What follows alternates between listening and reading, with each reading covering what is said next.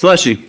Thank you, Your Honor. We are present in State of Ohio versus Josh Matransu on 2 cases to an amended lesser included offense of count 2, attempted felonious assault, a felony of the 3rd degree with the attached 3-year firearm specification, and count 3, having weapons while under disability, a felony of the 3rd degree. And in case 25 CR 1708, the defendant pled guilty to counts 1 and 2, being trafficking, in a fentanyl-related compound, a felony of the 4th degree. And the court referred the ordered a victim impact statement to be completed prior to today's sentencing. The state is prepared to proceed with sentencing.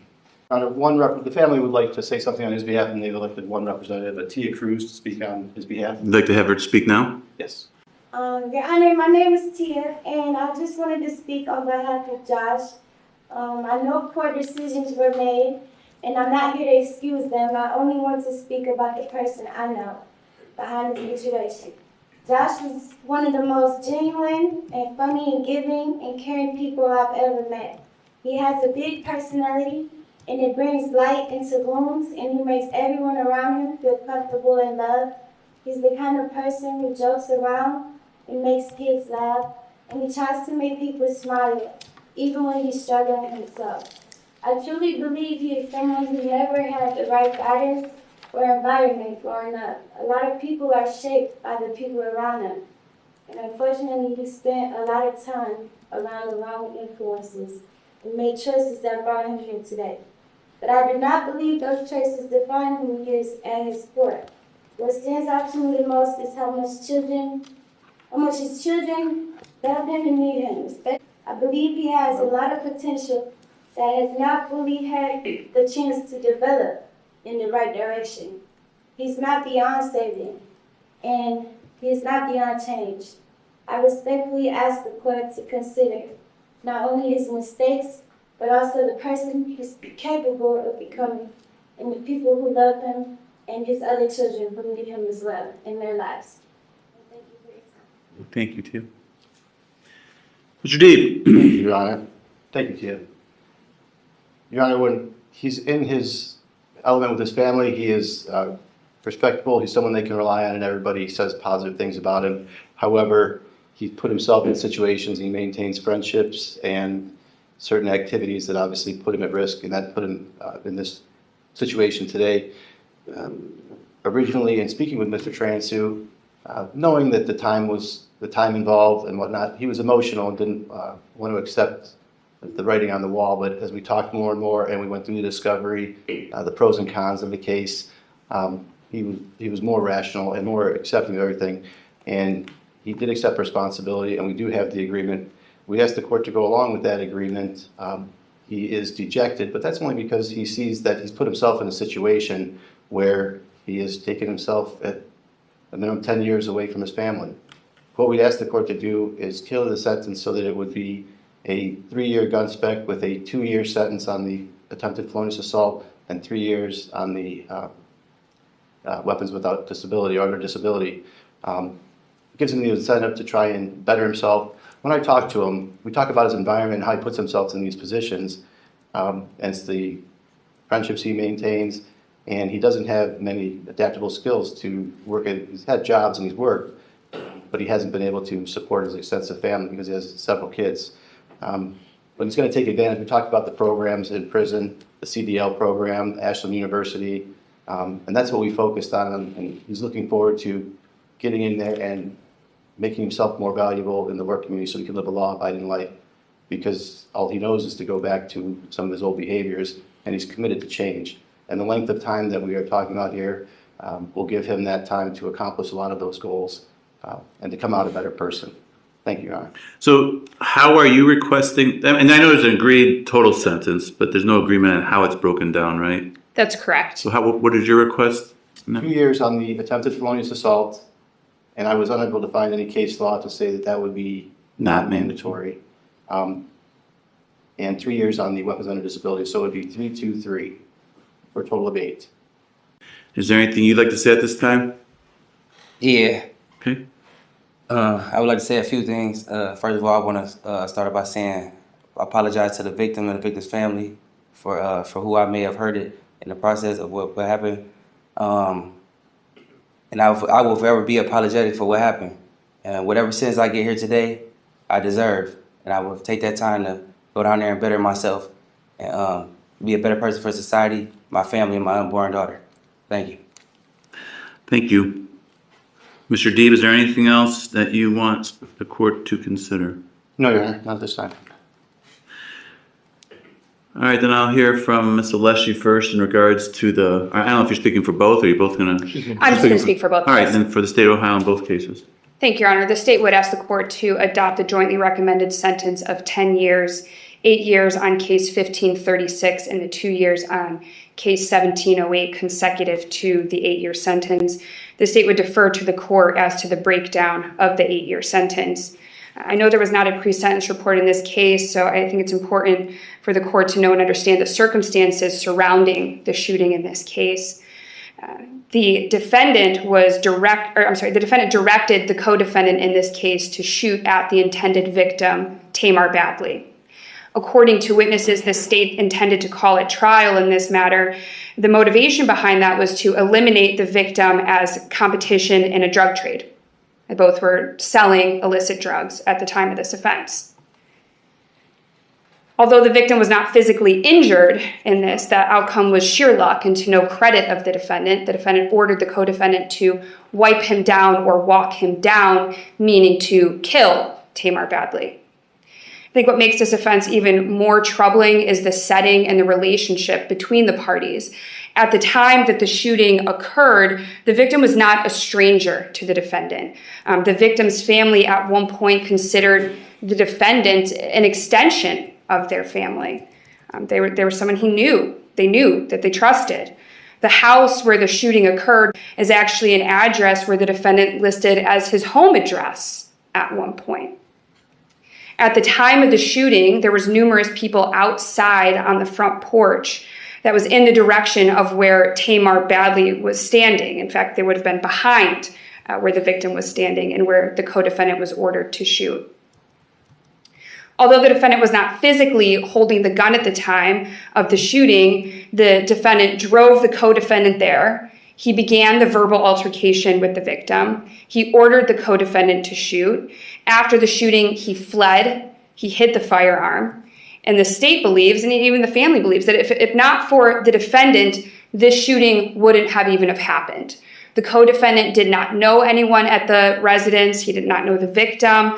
In fact, if the co-defendant had not been shot and injured himself here, it is possible that the state may never have even identified him because he was so unknown to the people at the residence at the time.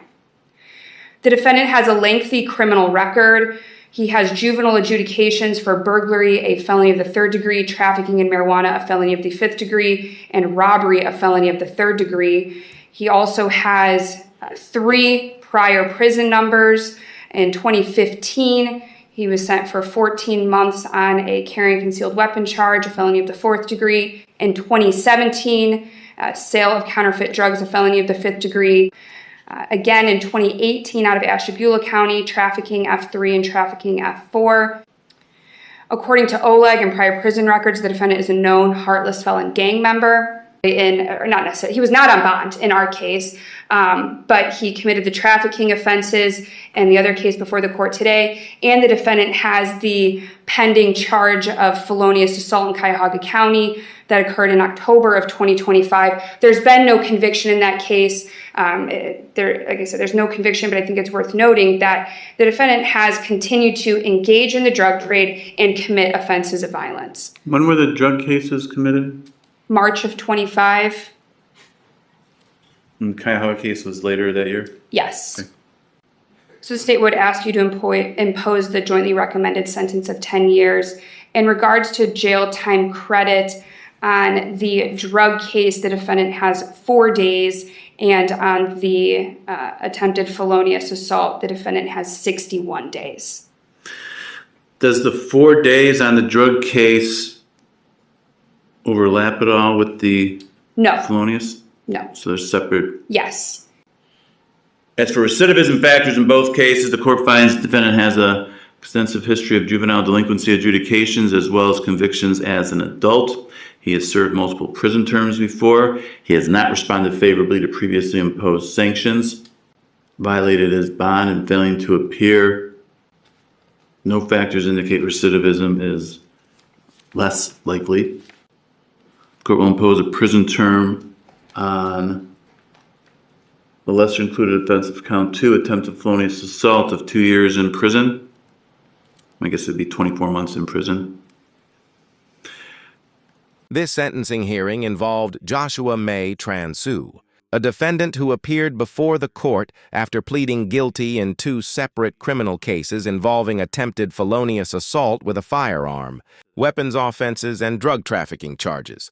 The hearing focused not only on the crimes themselves, but also on Tran-Soo's personal history, criminal record, family support, and future prospects. While his supporters described him as a caring father and a good-hearted person capable of change, prosecutors painted a much darker picture, arguing that he was deeply involved in violent criminal activity and the drug trade. Ultimately, the court imposed a total prison sentence of 10 years after concluding that his actions and criminal history warranted substantial punishment. At the beginning of the hearing, the court reviewed the charges to which Tran-Soo had pleaded guilty. In the first case, he admitted guilt to a reduced charge of attempted felonious assault, a third-degree felony, along with a mandatory 3-year firearm specification.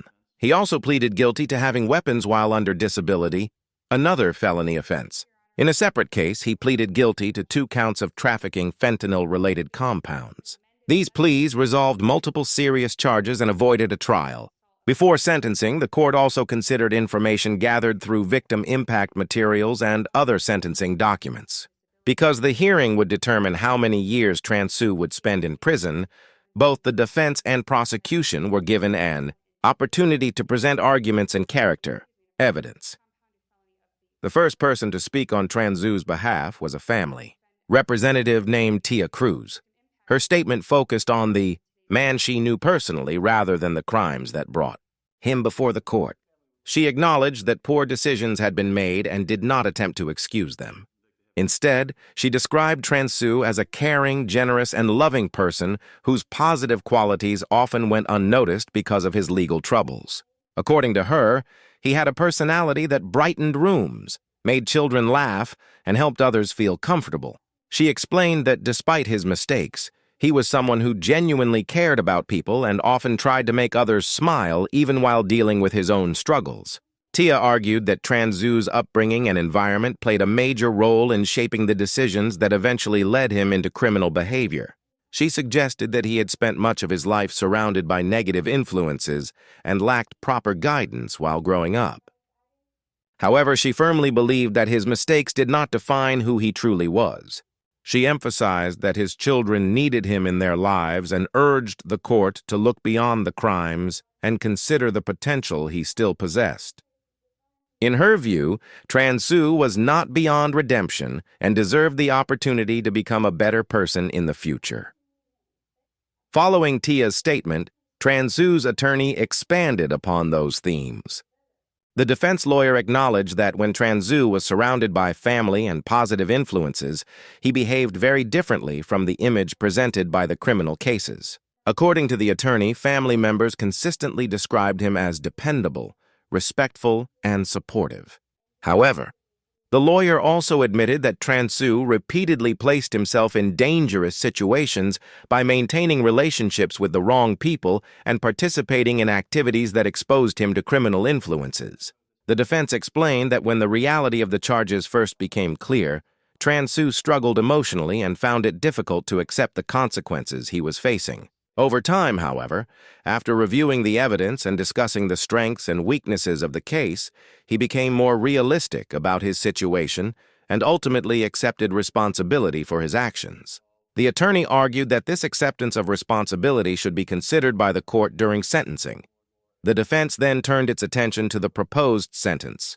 While both sides had agreed to a total prison term, there was disagreement regarding how the sentence should be structured. The attorney argued for a breakdown that would provide Tran-Soo with incentives to improve himself while incarcerated. According to the defense, Tran-Soo understood that he would be spending many years behind bars and wanted to use that time productively. The lawyer explained that Tran Su had discussed educational and vocational opportunities available within the prison system, including college courses and commercial driver's license programs. These opportunities, he hoped, would help Tran Su develop skills that would allow him to support his family legally upon release. The attorney portrayed the upcoming prison term as an opportunity for personal transformation rather than simply punishment.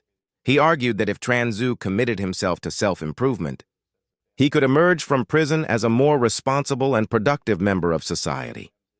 When given an opportunity to speak, Tran Su delivered a brief but emotional statement. He began by apologizing to the victim and the victim's family, acknowledging that his actions had caused pain and suffering.